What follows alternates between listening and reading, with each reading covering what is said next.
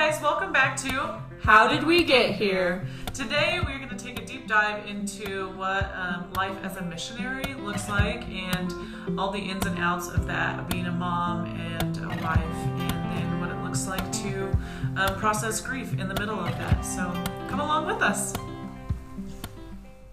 Well, welcome to the podcast, Mom. Yes. Today we have a very special guest with us, Kelsey's mom, Lynn. She has a name. I just call her Kelsey's mom. Yes. Do you say mum or mom? I say mum because that's like the British English way of saying mom, and I picked it up in Africa when I wanted to stop saying mommy, and so here we are. We're not going to talk about what age I was when I wanted to switch over. But how old was Kelsey when she stopped calling you mommy? 12? Maybe. I'm already under the bus. We barely even started. Maybe even high school. It was takes a while to transition. Yeah. But all three of my kids call me different titles. So. Oh, yeah, so what are the different titles that your children use? Stephanie calls me Ma, M-A. Mm-hmm. Like Ma Ingalls, but... And also just, that's the way that the pronunciation goes in Africa. I don't know her reason, but she can let us know on the notes. Yeah. I say mom, and I think Chris just says mom, right? Yeah. Interesting. Yeah, so we've got mom, and ma. So it just gets shorter and shorter as the kids go along. But another interesting thing is what I'm called in Africa. Oh yeah, this is what I was going to ask you. Also changes, yeah. So you're known by who you're connected to because everything's relational. Mm-hmm. So I... to adults or people that mainly knew Tom and me and didn't know the kids as well or knew us as a married couple and not as much as parents, we were Mr. and Mrs. Tom. Oh. And then for the kids, those who know all of our kids use our first child's name. So Mama Chris, or Amai Chris, or whatever the local language word for mom is. Mama. Mm-hmm. And then Stephanie, being the youngest, sometimes it was just her with us, so I would be Mama Stephanie. Yeah. But here, when I'm visiting Kelsey, you're Kelsey's mom. I tell people I'm Mama Kelsey. Yeah, so it really didn't change. Kelsey's mom, Mama Kelsey, it's the same concept. Yeah. Everywhere. Yeah. Oh, that's funny. So, Kaylin, Mama Kelsey, I don't know, I have to pick one.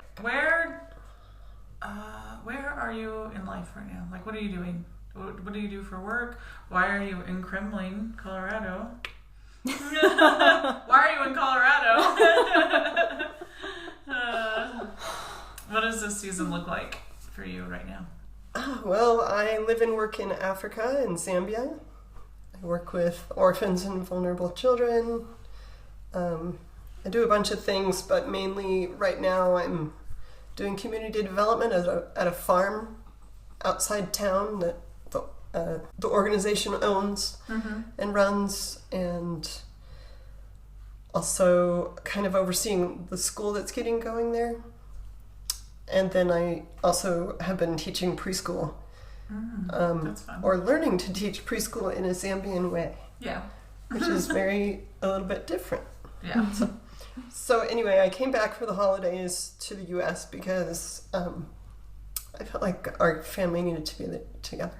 So awesome. Here I am. Are you enjoying that time together? I mean... Yes. You should ask Kelsey. That's the real answer. No, I'm just kidding.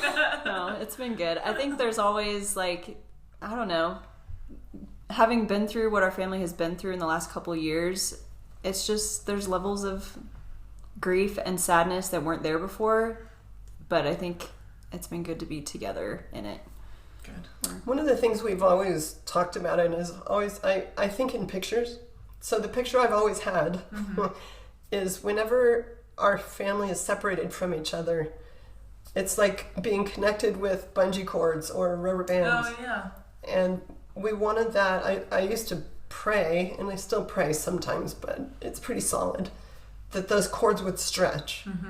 And we've been able to stretch around the world and still feel really close to each other. That's good. At least from my perspective. So yeah. just That's awesome. bungeed back to the U.S. and No, bungee back again. I know, just slingshotting across the world. It feels like Okay, we're gonna go back to Kelsey and I's roots here a little bit, and we're gonna do a 5-minute life story. Yes. With Beth and Kelsey. Yes. This is how our podcast started. 5-minute life stories. Yes. So we want to know, basically like a speedy version of life, like for you, like growing up. Where'd you grow up? I mean, not specifically or whatever, but do you have siblings, mom and dad? Were you Christian? Yeah, up until probably the point you met Tom. Let's go there. okay. I grew up in a Christian family with 2 parents the whole time. I'm the oldest of 3, so I have a brother and then a sister. And but my brother and I just kind of shared the first child role. So What's your age gap there? just 2 years, and That's then not bad. I think I was 7 when my sister was born. Oh, cool. So not too Not much. But yeah, so we grew up in the Bay Area of California, and mainly during the 70s, which was just really kind of Interesting. an experience. What was the best thing about growing up in the 70s and into the 80s? Running around all day without having to tell anybody where we were. No one No knew. parental They didn't supervision? track you. No one cared. They were like, I had- the kids will come back. I had so many adventures and some misadventures and a lot of freedom, and nobody ever Nobody did cared. anything scary. The street lights come on, you know it's time to go home. That's right. That was the rule. Yeah. That's funny. When you were little, what did you want to be when you grew up? I wanted to live in the wild, kind of like the Native Americans used to, but if I could like become one of them. So I read all this stuff and thought about being abducted and how I would survive. Your mom wanted to be abducted as Oh, a child.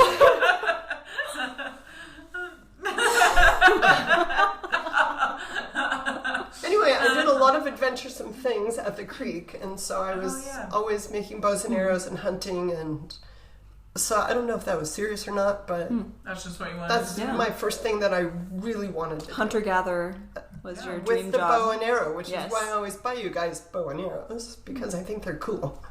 Like real bow and arrows? How many do you Yeah, have? dude. I don't know. Yeah, the ones from the countries we've lived in. Stephanie used to make her own bows and arrows, Oh. so Interesting. Kind of a bow and arrow family. That's kind of Now I You- just you decorate could with say. that. Were you homeschooled or did you go to public school? We didn't know what homeschooling was. Yeah, we didn't either growing No. up. No, so we didn't do that. My mom wasn't a teacher, so that was Me either. better for everyone involved. We went to a Christian school that was also part of the church that originally my dad came to work in. He was the children's ministry director of the church. But the church had a school, so... And he was a 4th grade teacher. And he eventually became the 4th grade teacher and bus driver. Oh, interesting. Yeah. So actually, I grew up in community. That school was 2 blocks from my house. 2 kind of long blocks, but walking distance. But I grew up in a very close Christian community who nurtured us and loved us and taught us how important it was to be missionaries. How young were you when you decided you wanted to be a missionary? I decided every time a missionary spoke. Every time someone came to church, yes, sign me up. I will be going to wherever you are. I was fascinated. We didn't have TV, and so I didn't have any kind of media besides the radio, but I would just hang on the missionaries' pictures and stories.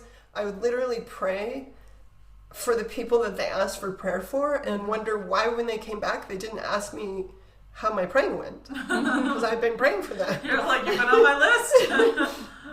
So yeah, I always loved it, but I never really took it super serious. It's just part of life in my church and world. Interesting.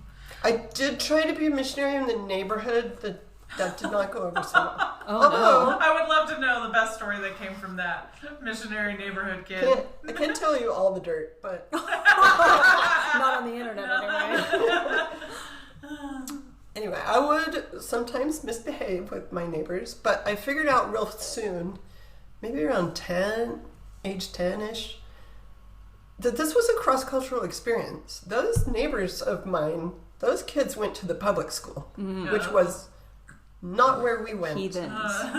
We carried our big Bibles with the cross on the front past their school and went to the Christian school. So I realized we're from different cultures. So I used that to my own advantage, however I could. But then I would just get real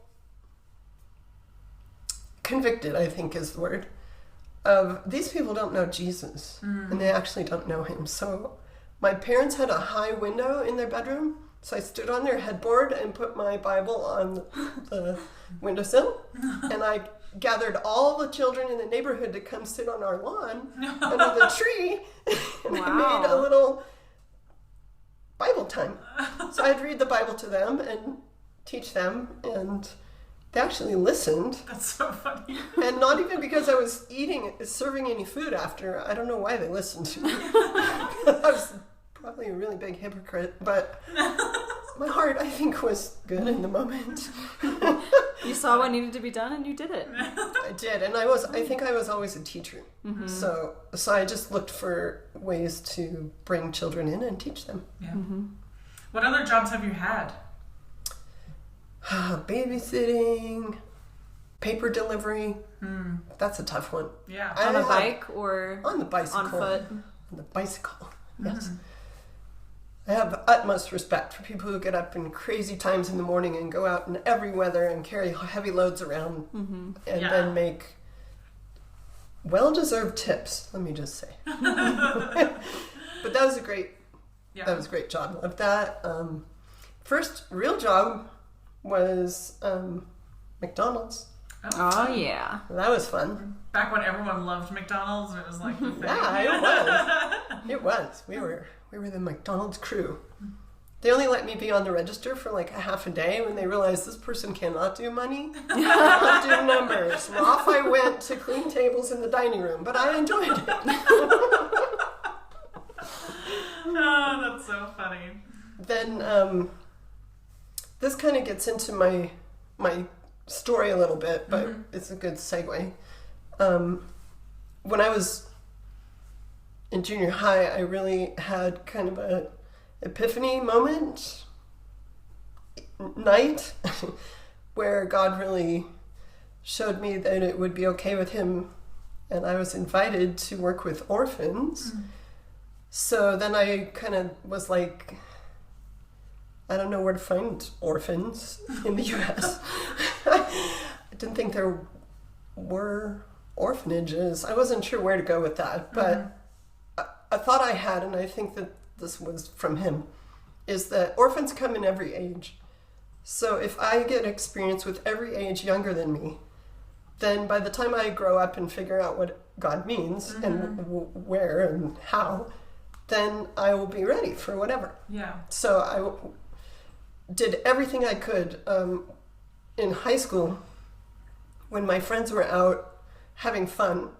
I was having fun babysitting every child I could find and learning how to work with them, learning how to hold babies, how to work with toddlers, just every stage of development. How I was teaching or helping teach Sunday school. I was working in Awana. I was still teaching whoever would listen to me at home. Through the window still? Well, on a chalkboard when my sister was old enough to be in Awana, I quizzed her. And so my mom told me, really, she needs to go play outside. Oh gosh, that's But so she funny. got lots of awards, and those were fun. And those were because of you, so you must feel really good about that. They're because of my calling. Yes, exactly. Why do I feel like this is Kelsey as a child? You're not wrong. There might be always some connections. Yes, some genetic traits perhaps. It's like, what jobs have you had? Well, I taught, and then I taught, and then I watched kids, and I taught. Just hung out with some more kids. It's Yeah, fine. exactly. So then you went to college, and you studied child development, correct? Yes. Yeah. Among other things, yes. So as I was studying, I also had jobs that gave me increasing responsibility as my education level rose. So that was really good experience.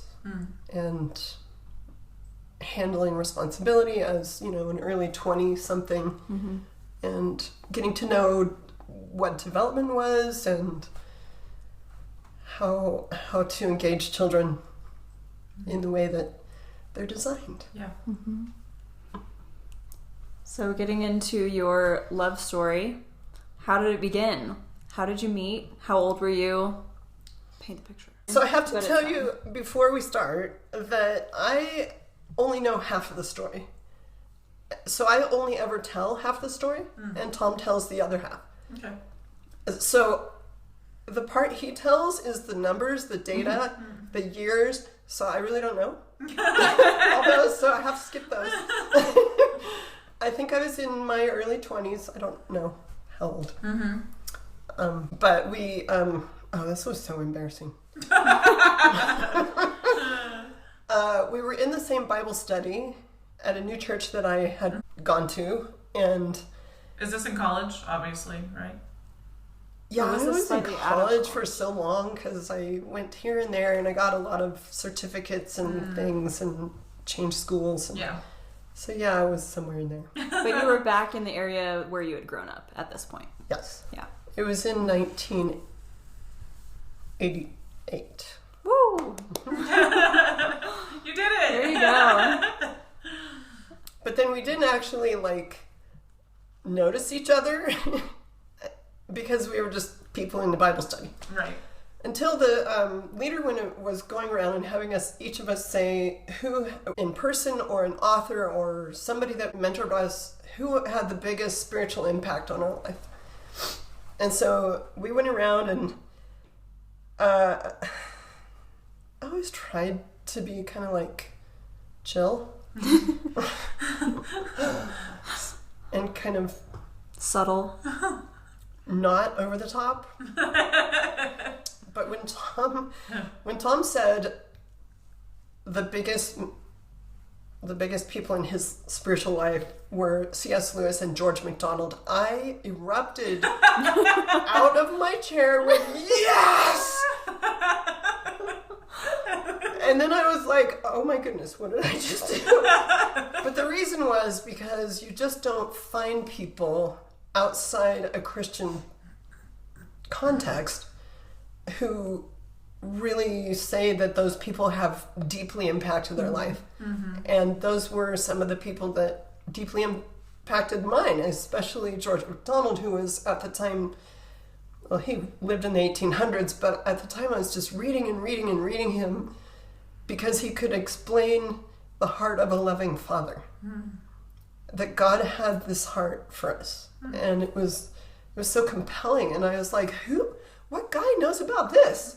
So Interesting. So then you guys. So then right after it was over, he came over and asked me, oh, you like George MacDonald? No way! No, I do.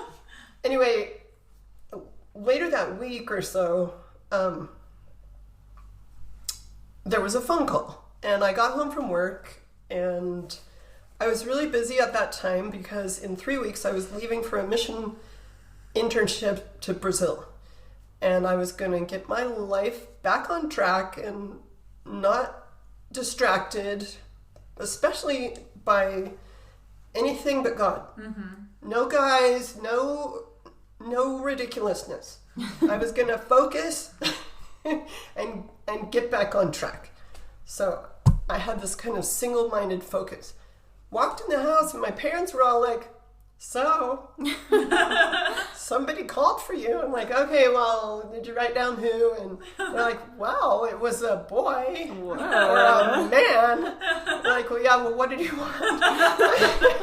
Like, well, he was asking for you, so we said when you would be home. But it was the time when the phones were connected by a wire to the wall, and you could not get away from your family.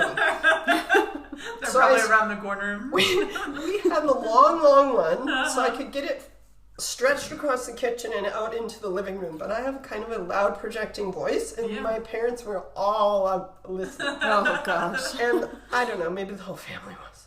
So embarrassing. The neighbors that were sitting on the lawn outside, They're waiting for you to come teach them. So anyway, he calls and he's like, yeah, so this is Tom Aylard. And I'm thinking, oh, he's going to tell me about the volleyball game that's coming up in a couple days. Do I want to go to the park? Mm-hmm. And he goes, yeah, so I was just calling to find out if you would like to. And I opened, because I could tell he was going to ask me out. I opened my mouth and say, no, I'm headed to Brazil to get my life in order. And before I could say anything after the big breath I took, he said, to talk about George MacDonald. And I said, yes. Yes, I would like that. And my family's like, whoa. Yeah, when would that be? Anyway, so we went out, didn't talk about George MacDonald that night because there was so much else we had in common. But I felt kind of snookered because I'm like, God, I was going to focus. You're like, this is not what we're focusing on. I was not going to get derailed, so help me keep focused here. Mm-hmm. But then I kept the calendar page from my calendar that month. Mm-hmm. We saw each other all but, I think, 2 days in the next 3 weeks before I left. Oh my gosh. But I'm still like, whoa, I need to find out. The purpose for my internship was to find out, is God calling me to be a single missionary, a missionary, an international missionary? What does he want for my life? Right. And so I couldn't attach myself to a relationship to go off and see if God wanted me to be single. That's funny. So you went to Brazil? Tom fell in love with me before I left. According, I have to be honest. Didn't take long. Well, especially appalling was how ridiculous I was being. Anyway, that was just God because I don't know. So how long were you in Brazil? I was there for 3 months. And he was still in love with you this whole time? Mm-hmm. Obviously. I didn't personally know that at first. This is hindsight and comparing. You're like, now I know. But we wrote letters to each other back before social media and all the things, where the international phone calls were super expensive, and he called me every week, but those were the same kinds of money on you. those were the same kind of calls, like everybody in the house is listening. Not good. The letters we wrote to each other, confidential. That's where it and is. I was still I am getting my life straightened out. This is me walking out repentance, and I am going to devote myself 100% to God. I'm not going to get distracted by And God. she gets a letter in the mail, and she's like, But deep in my closet was this little list I was keeping about how he was signing off on the letters, just to see if it changed. I told my colleague who had gone with me, I'm not dating this guy, and she just kind of laughed, and I'm like, don't even think that, because I am here to get my life straightened out. That's so funny. I had to have her be in my wedding and eat crow, because And do what? eating crow means taking back what you Oh said. gosh, I was like, is that a Brazilian food? I thought she said she got married and eat crow. And I was like, what is that? I had to eat what's crow, happening? guys. So I said I was not falling in love with this guy. Nope. I'm getting focused. Oh, that's so funny. Do you still have those letters? I have both. Do you remember both the sets. progression of how he signed off the letters? Well, it would start with your friend, sincerely, and then it started to be your kindred spirit, and that kind of soul bond kind of thing. Yeah. And I'm looking over that at the end, Am I called to be a single missionary? I think this is sounding even better. But the nice thing about that internship was that we were living with a couple who they were very close to retirement, and they had spent their entire relationship on the mission field. They raised all their children in the jungle of Brazil, and I wasn't visiting them in the jungle. By then they lived in the city, but they had long, fruitful ministry as a married partnership. You're like, and this little, is me. No, I didn't think about that until later, but I'm so thankful. The other thing was from the letters is that I would just kind of pour my heart out to Tom about the cultural adjustments, and he would dedicatedly pray for me, even though there was like a 2-week lapse to let the letter come. Oh my gosh, that would be so hard. Sorry, I'm just thinking about like talking to someone that you're like affectionate for, and you're like, I have to wait 2 weeks. Do you hear from them again? For a letter in the mail. It's so romantic, though. It's so beautiful. So our relationship became close in deep spiritual and emotional ways before we were back in person. And I just thought, and it was when we went through debriefing for cross-cultural ministry on the way back from one of our first term in Africa that we realized we were this for each other. Or he was that for me. Every international trip I've gone on then, since that, starting then, he's been with me. We've been a partnership. So that was really cool. So sometimes when our kids got into high school, on our anniversary, we would read them those letters. Because it was the beginning of our relationship. We wouldn't say anything too embarrassing. Whoa. I was about to ask if you had read them, and I couldn't wait to see your face. No, because I was still like, Yeah. I think it is cool. Like, growing up, my siblings and I, we grew up in this, like, it's like the security of knowing that your parents are in love and how your parents fell in love. And, like, I love this story. Like, I was tearing up a little bit ago because it's so familiar. And it's so, like, even now it's like, man, like, my parents, like, my dad has passed away now, but, like, you guys loved each other and met in such a God-ordained way. Yeah, and God knit us together in his wisdom so deeply. The thing that marks our relationship, and always has, from the very first day, was this depth of spirituality, of everything else doesn't matter. You know, that's why I was so focused on, nope, no guys, I'm going to Brazil to figure out if I'm a missionary. But because I said I cannot commit to anyone, I even told him the night before I left, I can't give you any kind of answer about what's going to happen when I come back, because if God calls me, I'm going. Yeah. If he calls me back with or without anything, I have to go. And the more I said stuff like that, the more in love he would get with me. But I was having the blinders on. That's so funny. So what happened after Brazil when you got back? Well, in Brazil, I observed that I was not necessarily called to church planting, but I could not stand being separated from the children down the street who went to preschool or the Sunday school children. And then we had to do language learning, which is not my thing, really not. But it was the prayer request that my teammate prayed for, and so she was going like so fast learning the language because she had prayed for it, and maybe she was just smarter than me. Oh, it was a struggle. So I realized I need to be able to use English. I cannot express myself in this language, and I cannot do what I long to do with children if I don't have the language, their heart language. Right. So I need to be in an English setup. And I'm not necessarily called to church planting.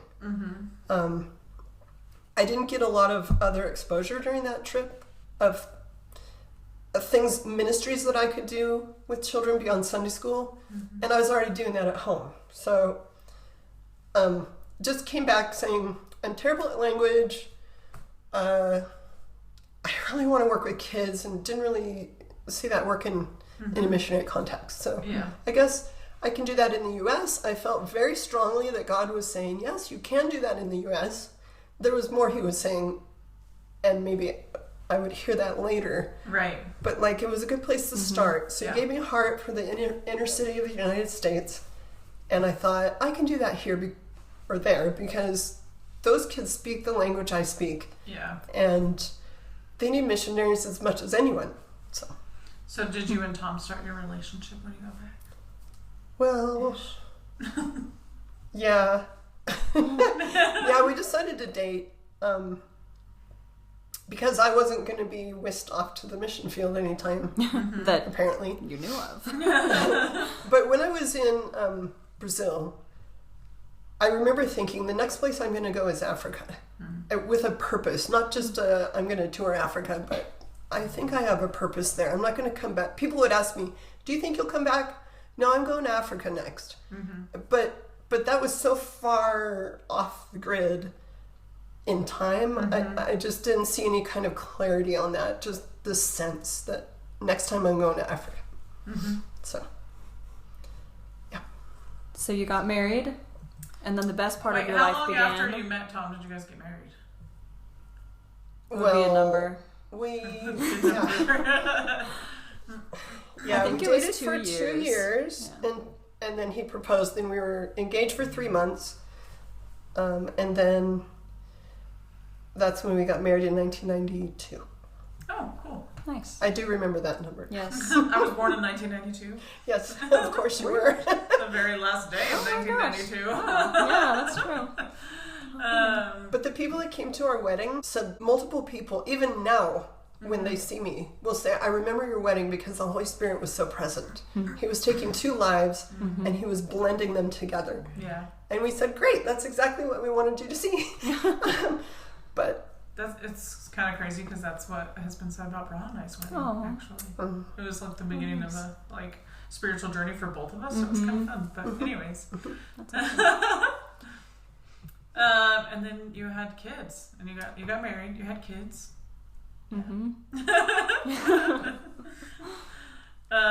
So what happens after that?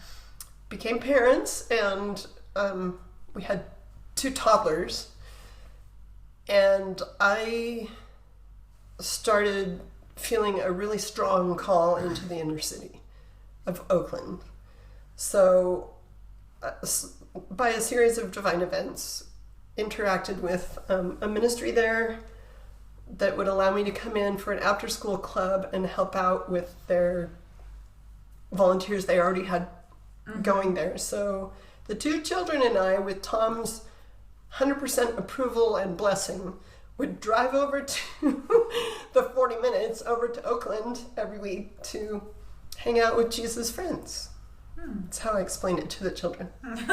Jesus has some friends that he wants us to come and play with, so that's where we're going. Okay. That's funny. But God just started to train me in a lot of stuff while I had little kids, in intercession, in how to follow his voice, hear his voice first, and then do things. So he would have me drive through Oakland in different ways, just following his instructions. And I remember one time, what was it? I took a wrong turn because I was a little more familiar by then. And so I'm like, I think that if I turned this way, I could pray around this one apartment building that I think is on the parallel street of where I'm going to go.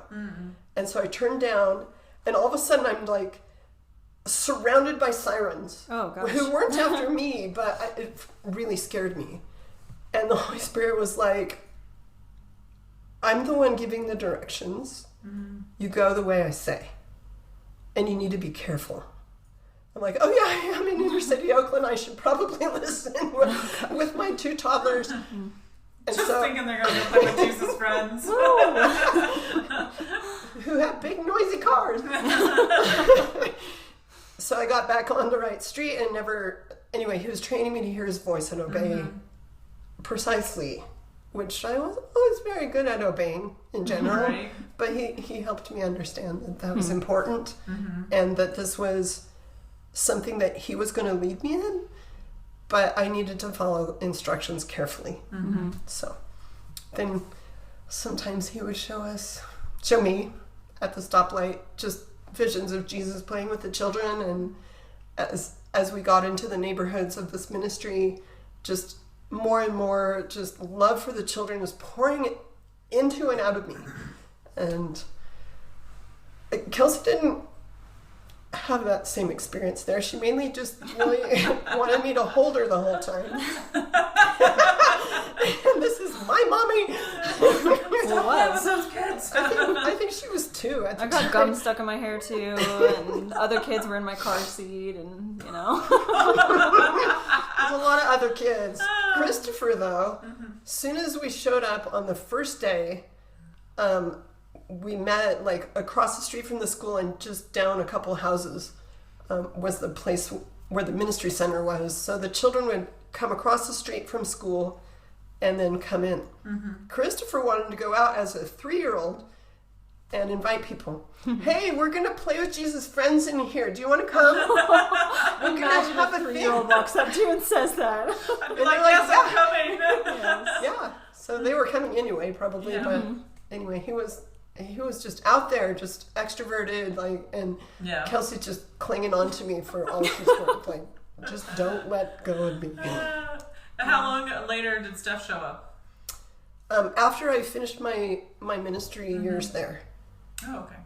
You're Right like, I'm after. not bringing another kid into this place. No, I'm just kidding. She was like, I saw how Kelsey handled it. I began. I started to get a clothing exchange going there, and would go down in, like, I think we did it once a month. I would take all the stuff down, and then whatever was exchanged to me, I would take back, clean it up, bring it back the next time. Anyway, they ended up opening a shop, a thrift store. The moms that came and got really involved in the clothing exchange. So the Holy Spirit told me, turn this over and come home. I want you home. I'm like, what? Out of the inner city? What? Yeah. I want you to come home. For how long? He wouldn't tell me. She's like, turn everything over and come out. So I did. And as soon as I did, I think it was within days or weeks, I found out I was pregnant. Oh. So it was 6 The years. Lord Stephanie and I are always 6 has years your apart. back. But again, he's teaching me, Yeah. this is yours for as long as I let you have it. And then when Right. it's not, Yeah. turn it over and go. Yeah. And when you look forward in our story, you can see these were good lessons to learn. Yeah. Yeah. Completely trust God with me and my children. Obey instructions carefully. Do not put them in unnecessary danger by disobeying God Right. or ignoring Him or not paying attention Right. and just deciding on my own, I'm going to go this way instead of that way, which on city streets is maybe not that huge of a deal, but in life it is. Right. And what did Tom do at the time? What was his job? He was an accountant with Chevron oil company. Oh, awesome. Yeah. So he worked. He's just doing his accounting Yeah. thing, and you guys are out in the streets. Out in the streets. Just kidding. Yeah. Bought me during that era. He bought me all the right. I started to be captured and captivated with Africans and people from Africa who were now Americans, and God really did a work in my heart and opened my eyes to a lot of things that I hadn't seen before. And so Tom, for Christmas or my birthday, bought me this huge book, all the writings and speeches of Martin Luther King Jr., which is such a powerful, powerful thing. Anything that he had to say, especially his spiritual stuff, that I could only read like a page or half a page at a time. And then I just had to ponder and think about it and pray about it and let it like, marinate into me. Tom read the book cover to cover. And then I remember the day he brought it to me and he handed it to me and he said, this book's totally changed my life. I will never be the same. I cannot continue to serve the rich and make them richer. I have to go serve the poor. Wow. Interesting. And that was the beginning of his call to Africa. So then you guys went to Africa. Then we went to Africa because the people from an orphanage there came in to visit our church and showed a lot of pictures, and we said, You got sucked in. let's go. Yeah. And then they personally invited us to visit them, which they lived in Zimbabwe. We'd never even heard of it. Mm-hmm. But later we heard that they invited hundreds, if not thousands of people during that trip. We took it as a personal invitation. They're like, oh, you're good with teaching? You're good with finance? We totally need you. And we're like, well, and we need you to just come visit. You don't have to do any work. You can just come visit. Anyway, That so was funny. the beginning. How How So old we were the did. kids? they were 7, 8, and I think 16 months. Oh, wow. So, like, just jumping into it. Yeah. So, Tom just quit his job. No, Not at this point. Not At yet. this point? Oh, okay. I was like, wait a no, second. we took a couple short trips. Mm-hmm. So the first one was 2 weeks. The next one was a month. These were a year, 2 years apart. Mm-hmm. As God gradually was having us seek Him deeper and deeper. Do you really want us to relocate to Africa? As a family, and it was super important to us that our children and we all heard that from God, individually and collectively. And so we let them in on giving us feedback about what God was saying. Uh-huh. That's awesome. By the end of the month that we spent there, all 5 of us knew. And Kelsey has kind of a powerful story around that. God communicated quickly to Stephanie and Christopher and Tom and me, but Kelsey wasn't as convinced. She took the entire month, but he convinced her with power that he was in it and he was guiding us to leave what we were doing and relocate and join the ministry team there.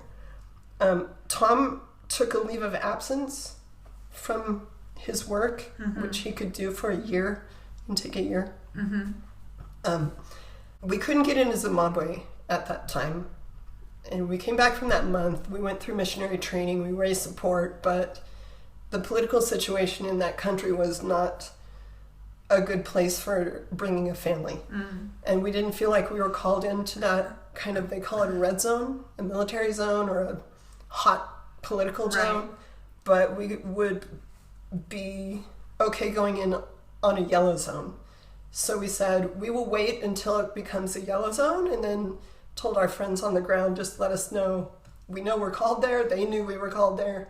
God had confirmed it in every way He could, or every way we could understand. And so there was this delay.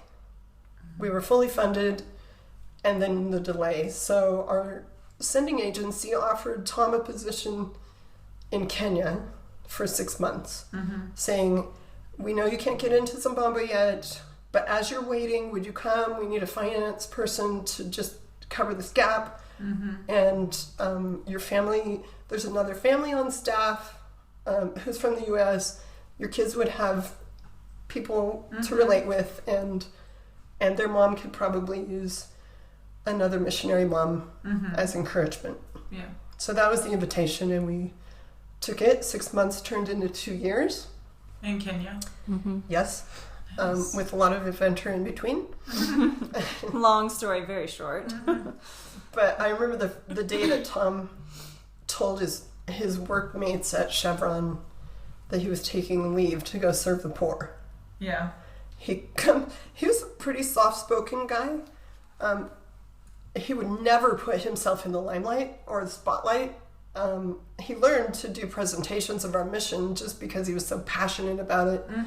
And God had really transformed him, and he spoke on behalf of people he felt like didn't have that audience or couldn't speak for themselves. But he would just really not take the stage if it could be avoided.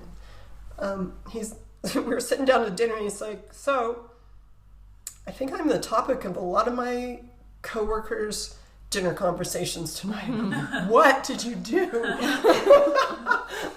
He said, yeah, I went in to my boss and I said, I need to take a leave of absence for a year, and I'm going to go move to Africa. And you know how things just go. The word just goes through the office. So Yeah. it's like, yeah, I think a lot of people are really shocked Oh because gosh. I'm not the type. That takes just like so much faith. Like being a mom of 3 kids also, like that's so much faith to just be like, Lord, I'm just gonna do what you said and we're just gonna move across the world. And For me, I don't think it was faith as much as Yeah. just this deep, deep love yeah, for the people yeah. that So I was headed and to. you just knew that's where you're supposed to be. Well, God had allowed me to become an intercessor for the continent of Africa, and then when that was like more than I could handle, I asked him to narrow it down. He narrowed it down to the orphans of Southern Africa, and then he transplanted part of his heart in me for those people. So you have to go with where your heart is, Yeah. which is not always easy for your biological and adopted children Yeah. to handle, seeing this love poured out that doesn't I did not manufacture it. It Right. was put into me, but it has to pour out to these people. Yeah. So from that perspective, it takes no faith, because maybe technically it does, but I Right. just have this gush of love happening, Right. and I have to let it flow. Yeah. So Interesting. not easy for your children to watch their parent love someone else's kids that much. Yeah.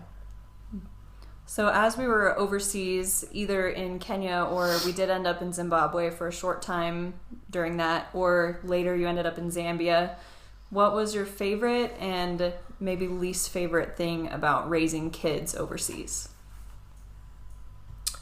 My favorite thing is that they didn't have to wear shoes. Nice. I figured out real soon. Another missionary mom told me, because I know you can get intestinal worms there by going outside barefoot. And another mom, as Stephanie was coming to me begging, she turned to me and said, I deworm my kids every 3 months and I let them go without shoes. Whatever you want to do is up to you, but just so you know. Oh. She goes, I know we don't do that in the U.S., so maybe you didn't know about that. I was like looking into this little face that said, can I go outside and play? Yes, we'll just deworm you. I have been dewormed many times. I was not the one begging, though, let it be known. That was my sister. Okay, so if that was your favorite thing, what was something that was maybe a little bit more challenging about raising kids overseas? I think the most challenging time I had as a mom overseas was in Kenya in our first term, when Tom had a position in the organization and I didn't. When Tom was on the phone accepting the position, the Holy Spirit was in the kitchen with me saying, don't go in there. Tom's handling it. Because we had equally a call. I had this torrent of love for African children and adults pouring through me. And he is the one invited, and the Holy Spirit is like, this position is not for you. And I'm like, well, why is he in there taking it then? I'm thinking it's a collective you. But he meant a singular you. And then I was like, okay, I don't think I'm hearing clearly. And I was asking him, can you clarify? Can you clarify? And he's like, this position is not for you. Tom's handling it. And he's in there accepting it. Still just, what's going on? I don't understand this. I'm like, okay, I really need you to be super clear on what you're saying because I don't understand. And he said, how would you like to enter the mission field as a full-time wife and mother? And my heart leapt. I was like, yeah. Then, like, the pressure's off. I don't have to, like, be a working mom after I've been a stay-at-home mom for so many years. Right. I don't have to jump in to a cross-cultural working situation. I was like, oh, yeah, okay. And there's that other family whose mom needs some encouragement and would love to have a friend, and that would just give me so much freedom. Well, it was a whole lot harder than that on the ground. It involved isolation. It involved homeschooling in a new culture, in my house all day. Yeah. with my missionary heart, the wall around our compound sometimes felt like a prison. And if I didn't get out of the house like every day and a half, I felt trapped in there and like, what is happening?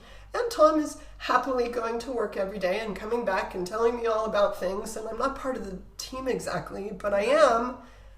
This is a call that all 5 of us had. And why am I isolated behind the bars and the window bars and the wall fence? Right. Doing my thing. I can do this way better in the U.S. What's going on? Yeah. Why am I here? That was a lot of difficulty. Yeah, and identity. Like, Yeah. it just Huge was identity shifts. all related to who am I, and this was who I thought you said I am, and Right. what does that look like here? What do I do?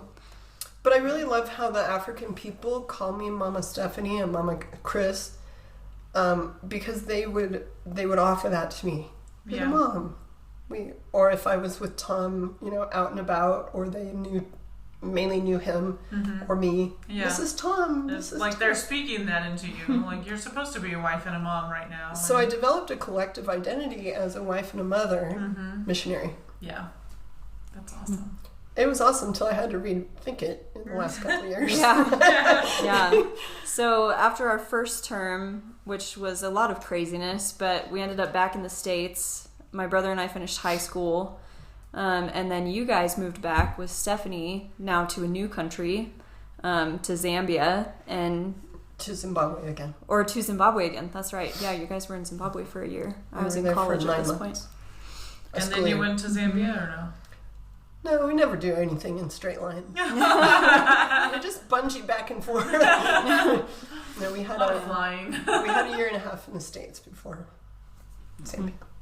Or Yeah. no, a year. Yeah. Again, this is Tom's domain about keeping track of Yes. the numbers. It was a year. Yeah. And there's a lot more to that story, just why we left and why we had to leave and just the craziness of that, which maybe at some point we'll get into, but I think there's some stuff about going back to Zambia that we wanted to talk about. So you guys were in Zambia for 4 years, and I visited a couple times during that time and got to see where you were, which was delightful. But then you ended up coming back to the States. So can you give us just a little bit of that process? Yep. So Kelsey had come over and gone with Stephanie because she was starting her gap year in the States before she was going to start university. And so we had the beginning of our empty nest years, but we called it a just us time. So we had 4 months of really beautiful time together, of living our dream.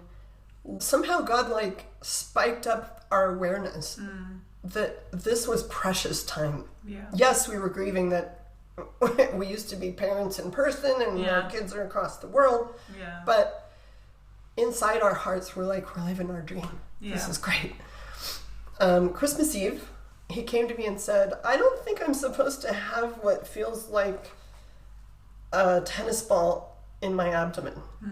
So he went to the doctor and found out there was a tumor there, and that Zambia could diagnose but couldn't treat. So we had options to go to another country in Africa for treatment or to go back to the U.S. So we decided to go back to the U.S. because we have a network there. That's where our families are. And that this was most likely going to be cancer, and then that would require hardcore treatment. And we didn't want to be we had to have enough transition. And bouncing around and being in limbo. We needed the support of our friends and family. So a week later, we were on the plane.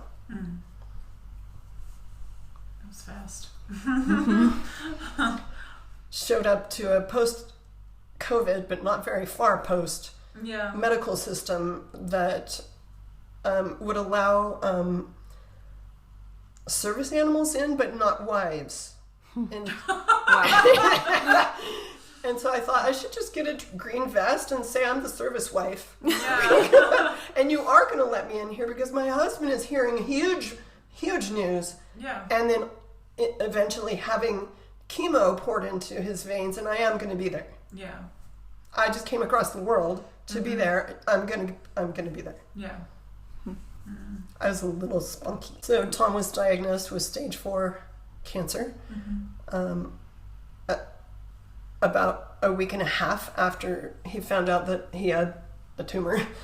Then the prescribed treatment was chemo, and so he started in on that after a few weeks. So about a month after we came off the field, he started chemo and has this serious diagnosis. So we just said, okay, we've had our years in Africa, shelve it, let's focus on this, let's do this together. Yeah. And God just kept reminding me, I would think back to our wedding, like he was so sick, we landed in the Bay Area of California, stayed with a friend until he started chemo. The day he started chemo, we drove up to our new area that we were going to live, that's like 2 hours from there, closer to his family, really close to his mom, which was our goal. And I picked him up from the chemo and drove him up there. So the whole move was on me. I got all our stuff out of storage. I organized the work team to go get it and drive it up and move into the apartment.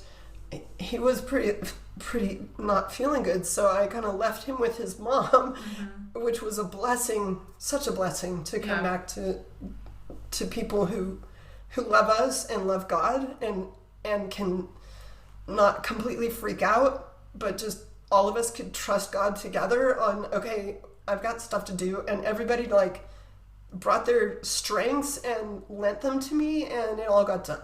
That's awesome. But I remember his mom and the pastor who had married us, who stayed friends with us all that time, standing in the house in the new place the day everything was moved in. Tom wasn't there because we were only going to move him in when there was less chaos and a calm environment. And they said to me, wow, you just came off the field. Like you just had, your head must be spinning. Yeah. Like, we are so sorry that this is happening. And I had this like memory, strong, clear memory of standing up on the stage at our wedding and saying, in sickness and in health. And I turned around and I said, both of you were at our wedding. You were on the stage, Pastor. You heard me take that vow, and I will walk this out. This is the sickness part, and I'm doing this. And you watched me take that vow. So you hold me up as I walk this trail. And I think God just put that really strong, whatever that is, in me. Probably the only words I can think are in different languages, so I don't know what it is. Desire. Determination. I don't know. Maybe it's just like a call. Like, I'm doing this because I vowed to do it. And I took that vow in front of God and these witnesses, and two of them are standing in front of me. So we're back among our witnesses saying, okay, this is the hard part now. We've had a hard journey so far, but we've always been together. This could separate us. Please help me walk this out. And they did, and they still are. So it's very beautiful. That was beautiful.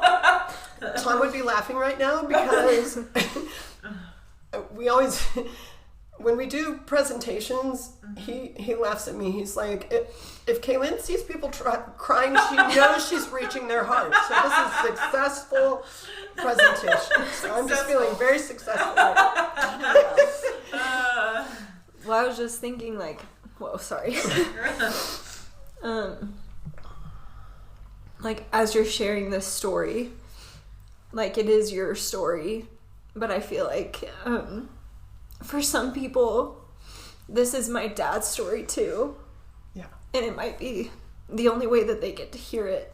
And so for you to honor him in sharing the story is really beautiful. Well, we were created from the beginning. Looking back from that point, things look a lot more less crazy. Like, it makes a little more sense. Yeah. From the very beginning of me being so focused on the mission field, don't distract me, I have to go find out if I'm a missionary. Right. And him just falling more and more in love with me through that whole crazy process. And the way God wove us together as partners in ministry is very, very beautiful to me. It's the most beautiful thing that's ever happened to me. Maybe having children together is also part of that. It's part of the ministry, right? But I mean, I have heard that you're supposed to love your husband more than your children. Okay. I mean, it's just the partnership is beautiful. Yeah. God makes two people one, Exactly. and He had made us a unit in ministry. Yep. So, how do you think the Lord has met you since then in your grief or mourning, or maybe, I don't know? Well, I should probably finish the story. Yeah. After chemo was over, he had about 3-4 months of it, and then 3-4 months of feeling a lot better as his body healed from the chemo. The chemo didn't seem to make any difference in the tumors, but it trashed his body. Right. So as he restored from that, and your church was praying for us, and people all over the world, people in our church and our organization, in every place we lived in Africa, they were really pushing in and standing with us and praying for healing. Mm-hmm. So we had a lot of relational healing in our family during those months, and also he started to really revive. And the tumors, just from him feeling, they refused to do any more scans. Yeah. But he could feel them reducing. Mm-hmm. So that was joyous, and his hair grew back pretty thick, and he got his energy back, and he was acting a little more normal. Yeah. And then after about 3 or 4 months of that, he started to decline. For the final time. And that took from like October, and he finally passed away in February. But so we had learned as missionaries to say goodbye well. We had fabulous training. I'm just going to put in a plug for Mission Training International here in Colorado Springs. Okay. Palmer Lake, but near Colorado Springs. We had gone there 2 or 3 times, and they just do fabulous training for missionaries. They had trained us and coached us and inspected us and demanded that we learn how to say goodbye well. And that has served us everywhere we've gone, but especially in the end. Yeah. As Tom had to say goodbye to everything, we were able to do a good goodbye together to spaces in the house. I remember the time when he told me, I'm not going to join another church. And I was like, well, he said, but you need to. And that was like, whoa, I've never not been a partner with him from the whole time I've known him. Yeah. Except from the time we started dating. Yeah. How do I do life as not a partner with Tom? I don't know how to do that, because I was in my early 20s when I got married, I think. Right? 23. Yes, thank you. See, I know. And so I didn't know how to be an adult without Tom. Yeah. So gradually, God began to meet me in those places. I would go take walks around the neighborhood and say, I cannot possibly do this without you, even though I am absolutely determined to, because I took that vow to you, and I will do this, but I don't know how, and it's really scary. And he would just teach me step by step by step. Yeah. I had a time when I was like, I think it was after Tom had passed away, but only barely after. I was like, God, how can I was walking up this hill in my, exercise walk. I'm like, there was these beautiful orange trees that in California, the oranges bloom and they smell so good, but they bloom in February. Who would ever think? Yeah. Here, that's the middle of winter. Yes. But, and it sort of is there too, because it'll get cold again after February, but the oranges blossom, and it was this warm day, and I was like, this is a beautiful place, but I don't have anybody to walk with. I've always had a partner. And I just wish that I had somebody. I'm separated from my friends in Zambia. I'm separated from everyone that I really know. These people here are very loving and kind to me, but they're Tom's family and new friends. And I just want somebody who's my friend. And my friend texted me. She goes, hey, she did voice text. I just woke up. God's giving me this dream or vision of you in an orange grove in California. What's going on? That was my friend from Zambia. Yeah. I'm like, what's going on is I need a friend. Yeah. I need somebody to walk this through with me. She goes, oh, friend, I'm praying for you. Yeah. But she's across the world. So God just has been showing me how to do this alone with him, which is not easy. I don't love it. Just for the record, I don't love it. But he gives me what I need the minute I need it, not always before. Right. And a really strong understanding of his presence. Yeah.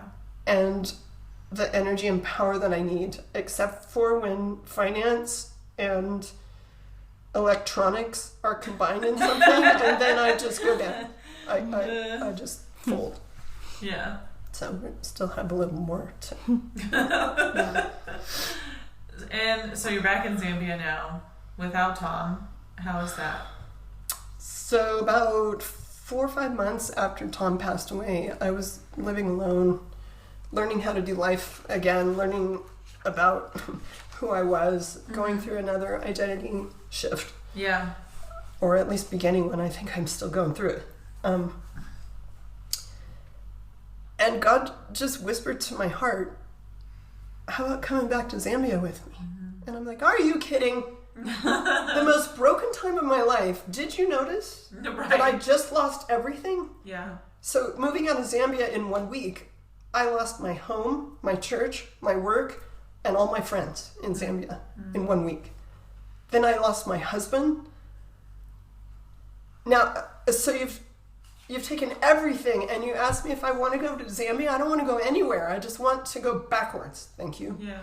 And gradually he just had this warm kind of like Aslan's breath kind of thing. Like, would you consider it? And I'm like, I think it's pretty crazy, but I guess. And why do you want me now? I'm this broken widow. What? Yeah. Why did I sit there for 2 years in Kenya and did apparently nothing? And why didn't you want me then? Right. Why you asking me this now? And he's like, there has always been in my kingdom a place for single women missionaries.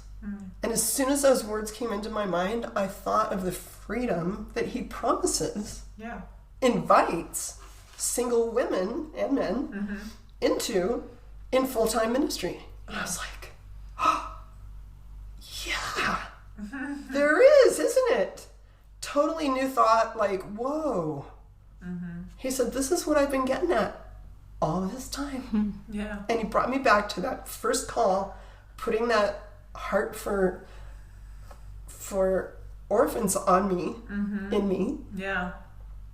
And at the time I knew I would be able, and he was reminding me, remember when you woke up that day, came out into the kitchen as each member, I'm 12, so I'm watching my family come into the kitchen, and there was a clear thought, I'm going to have to say goodbye to him when I do this. I'm going to be saying goodbye to her when I do this. He said, I was showing you that you would go without your family. Oh, wow. And now this is the time. Yeah. And I was like, you've been that far ahead of me? Yeah. And then I'm like, no, people are not going to let me go. You are not allowed to do anything major within the first year of grieving. I know the rules. I've been to the class. No, they're not going to let me do that. And he's like, too bad. But I'm inviting you. Yeah. And so Tom passed away on February 4th. 3rd. Thank you. And I was on the plane to Zambia the next year I landed there on February 14th. Jesus invited me to enter Zambia on Valentine's Day. That's really cool. I think it's cool too, even thinking back to Brazil. and how you were discerning, like, am I called to be a single missionary? And the answer at that point was no. Right. Like, I have a family for you. I have a husband for you. Yeah. It was never no, he showed me recently. Yeah. It was this heart for doing ministry in the United States. It's very interesting. I was just thinking back to that. I was like, man, she's done it all. Like, all the things that she asked the Lord. Like, am I supposed to be a single missionary? Yeah. Am I supposed to do this with somebody? And the Lord has taken you through all of that. Yeah. Because he showed you the desires. And now it's just how it played out, you know. And it's still the same identity from when you were 12 that has gotten to play out single, married, with kids, as a widow. Like, it's Always. the same thread all the way through. But the cool thing about going to Africa in this stage of my life, I'm pretty raw. I showed up there a year after my husband died. Right. Which was earlier this year, in February. That's pretty raw, but I was pretty strong. God had really strengthened me and given me a strong sense of purpose and very clear leading and guiding. He gave me my work permit in about 2 weeks. That never, if you hear our story, never happens.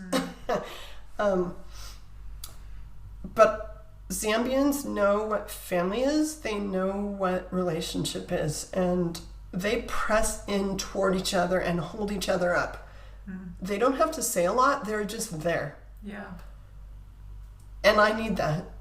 I need to be pressed up against as much as I need to be the one pressing up against the vulnerable people that God has sent me to serve. Right. And so I can see God's wisdom in having me enter this new stage of my life with this deep understanding of how much I need them and how God has sent me to also give to them. And that's an equalizer. And I can tell you one thing, through all this ups and downs, I sound like some 90-year-old woman who's but it is true, and I need to speak it out because it is true. Everything that's happened to us has never reduced the love God put in my heart for the Zambian African people. It's so markedly noticeable by them and by others who see me over there. They're like, how is it that you get younger? So I am so full of joy because I'm doing what God put in my heart to do, loving the people that he sent me to. Yes, I have to lose everything this time. He's taught me how to lose, but man, he took a lot this time. Yeah. But okay, you know, that's the recipe. Yeah. But he's also just given me so much love from the people there and joy. That's awesome. I don't want to sound like it's a picnic because it is not. Right. But he does give me love and joy. Well, Mom, I just want to say thank you for sharing your story. There's a lot of it we didn't get to. Like, there's so many layers that we didn't even talk about. Yeah. So we might have to do a part 2 at some point. But thank you for sharing. It's just so cool to see the whole picture. And God's faithfulness is so clear over so many years. And it's just amazing. And I'm going to cry again, so I'm going to stop doing that. Success. Well, I just think it's so fun, like, to know, why am I crying now? Because it's a beautiful thing. You're a sympathetic crier. Hold on, stop crying, Kelsey, for a second. I just have really enjoyed getting to know you, honestly, and just your short time here. I'm like, this is so awesome. But just like knowing you through your daughter is really fun too. So it's just been great, and knowing your daughter has been great. Thanks. And I am a devoted listener to your podcast. She's Yes. our 3%. She's our 3% from Zambia. I There are a do. I couple listen others from too. Zambia devotedly. Yes. When you're talking about all the cold weather, I'm sweltering over there. Yes, Enjoying imagining. it for you. We're just on the couch drinking coffee in the Yes. snow. She's like, it's so hot. Well, speaking of Zambia versus the US, so you've come from Zambia quite recently, now you're in the US. Are there any culture shocks that you've noticed being in the States? So things that you've noticed coming back to America that you're like, oh, wow, that's different. We can't say weird because MTI taught us that, but Yes. yeah. You'd have to do 10 push-ups immediately and I would enforce it. And I'm not doing that right now, so we'll see.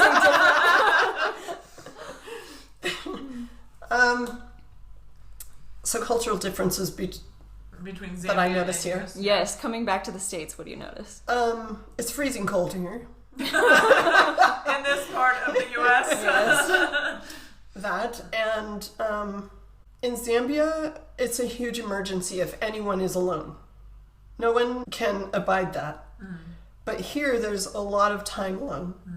Solitude is appreciated, valued, especially in an area like this that's so vast, plots of land, and so community looks different here. Community is an intentional gathering. It's not your next door neighbor coming over with whatever they're cooking and eating with you, or saying, I can't stand the cockroaches in my house. What are you doing for them? Yeah. Or do you have any salt? That dynamic, it happens here, but it happens in a different way. Yeah.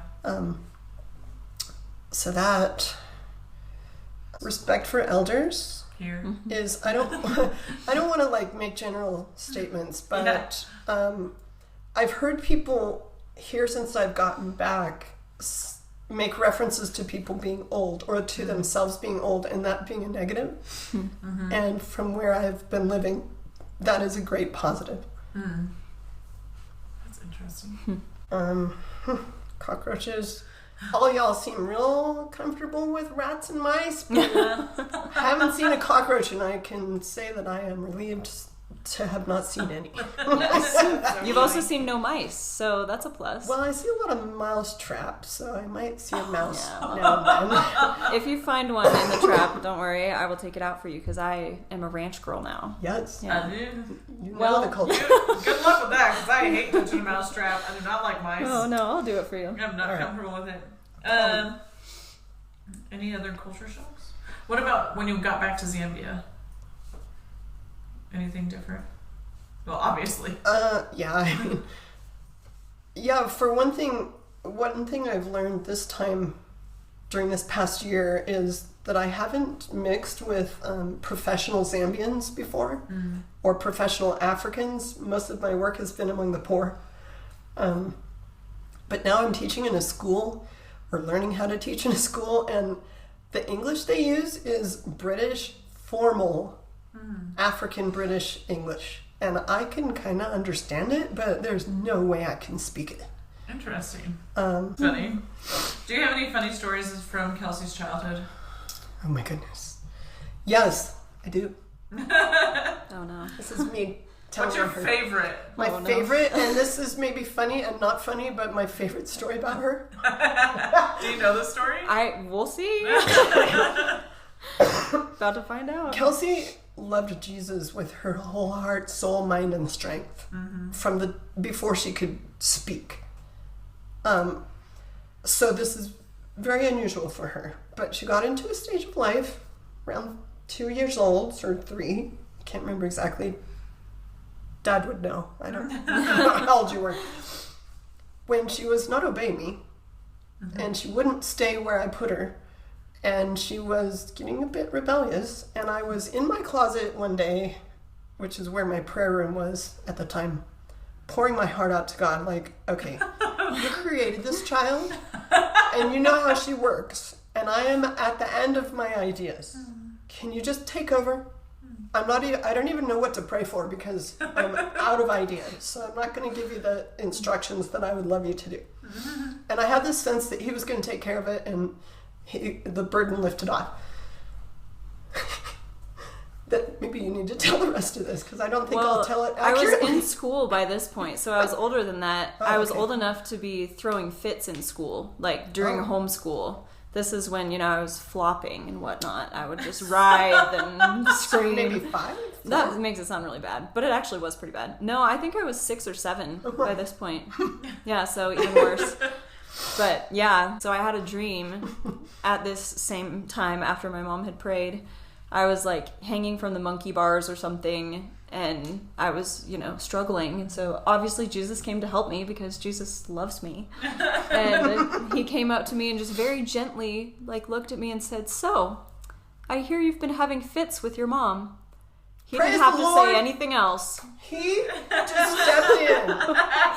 And I stopped because Yep. I was like, Jesus knows. That was really that was the end of Kelsey's rebellion, pretty much ever. That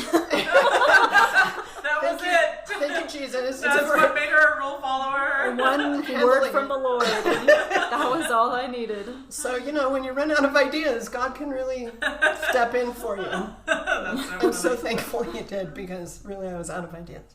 Do you have any funny stories about your mom? Oh, I'm sure I do. A lot of the ones I'm thinking of probably shouldn't be shared on the podcast. I'll say another one while she's just a cute one, because that one was just a little bit of a bad girl story. Yeah, that was my one bad girl story. The one time I was a bad girl, I was 7 years old. Jesus came to rescue me from my life of sin. Yes. Kelsey was 2 years old, but she had a very broad vocabulary, and she was so in love with Jesus that it just poured out of her.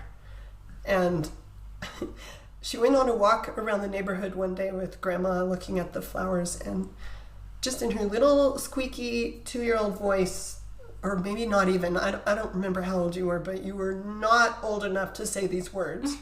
She told Grandma all about Jesus, who the Father loves so much and sent us down here. She told her the whole gospel in baby language. And Grandma absorbed all of that, remembered it. I have great respect for people who can remember things. Remembered it and retold it to so many people that Kelsey ended up sharing the gospel with lots of people by just telling her grandma this story in baby language. And it was so cute, Jesus, God's heart was breaking, so Jesus came. He said he would love us, but his love for us was about dying for us. So he didn't want to, and he cried. Oh, he didn't want to and he cried. But he did it because he loved us so much, and he loved the Father. He wanted us to be in God's family. And Grandma just was like, I have never heard the gospel in all my years. So compellingly stated. That's so funny. My favorite movie was the Jesus film, naturally. Bible Man was her hero. Okay, well, yeah, let's not dive too deep into that. He was my first crush, but, Who the heck is Bible Man? You don't know Bible Man? No. Okay, well, the people in the comments can tell us if they've seen Bible Man. I don't know if I would recommend it. I went back and watched it very recently with Troy and Tyler, actually. Oh. I don't know that theologically I would recommend it. But he was a hero. But he was a and hero. He was a good guy. And yeah, he was basically Jesus, but with like armor on. So there you go. If you want to know my type, there you go. But anyway, I thought of the And a story for you. lightsaber. Yeah, well, I could take or leave the lightsaber, but the rest of it, yeah. So there was one time my mom and I were in Zimbabwe. We were in the capital city. We would like take trips to do errands and stuff every now and then. So I was probably 12, 13. We had gone out to like go shopping, or I think there was a clothes store we were trying to go to because, I was in a weird phase where I didn't like anything I had. And so we get to this 4-way intersection and we're driving, I don't know, some African car, and it's a stick shift. And in Africa, the turn signal and the windshield wipers are switched. And so we get into this intersection. My mom's driving, obviously, because I'm a child. And the car stalls in the middle of the 4-way intersection. She turns on the turn signal. The windshield wipers start going back and forth. So we're just stuck in this intersection with the windshield wipers going and the car stalling and people are stacking up and going around us. And it was just so funny. It was so hilarious. And then we got to the store and it was closed, and so we got Chinese food and we brought it back and ate our Chinese food. And I just remember that as one of the funniest moments where it was just you and I, and it was so ridiculous. But the beautiful part about that is it was the most beautiful intersection in that city. The old colonial capital cities are lined with jacaranda trees that bloom in October. And so purple they just flowers. carpet Beautiful. the road with purple flowers. So in the middle of us struggling to get the car to work, we were in this beautiful set. Yeah, they're very picturesque struggle. That's funny. Dear Lord, thank you so much again for this platform that you've given us to share your word and to share what's on your heart. I just pray that that is what we're sharing, is what's on your heart for the world to hear, or just, for the 7 listeners, whoever's out there. But I just know that whoever listens to the podcast is who is on your heart and who you want to hear it. And what we're putting out there is hopefully all for you. Yeah. Dear Jesus, thank you for this platform that you've given us to share people's stories and to share your story in all its expressions through the people that we know. Thank you for Mom and her story. And yeah, we're just excited to see how you'll impact people through this conversation. Mm-hmm. The Lord is breaking walls with this, with whatever we do here today. So there's breaking of barriers and walls. And you can pray if you want. Oh, anxiety, fear and anxiety. Oh, maybe that's what he's breaking. To cause fear. Oh my gosh. I think he's breaking the walls of fear and anxiety. That's what I've got. Okay. That's good.